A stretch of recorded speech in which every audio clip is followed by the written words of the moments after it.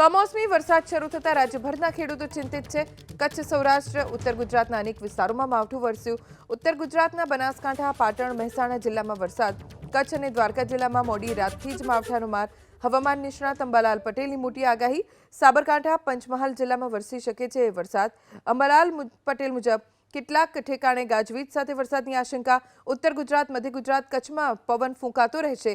ઉત્તર ગુજરાતમાં 40 કિલોમીટર, કચ્છમાં 50 કિલોમીટરની ઝડપે પવન ફૂંકાશે। આગાહી અંબાલાલ પટેલ તરફથી કરવામાં આવી છે।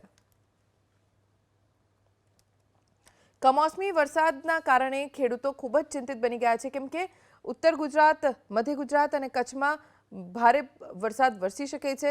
કેટલાક ઠેકાણે ગાજવીજ સાથે વરસાદની આશંકા છે। ઉત્તર ગુજરાતમાં 40 કિલોમીટર તો કચ્છમાં 50 કિલોમીટર પ્રતિ કલાકની ઝડપે પવન ફૂંકાવાની આગાહી અંબાલાલ પટેલ તરફથી કરવામાં આવી છે। ઉત્તર ગુજરાતના બનાસકાંઠા, પાટણ, મહેસાણા જિલ્લામાં વરસાદ વરસ્યો છે, જેના કારણે ખેડૂતો ચિંતિત છે, કેમ કે મોઢામાં આવેલો કોળિયો તેમનાથી છીનવાઈ ગયો છે।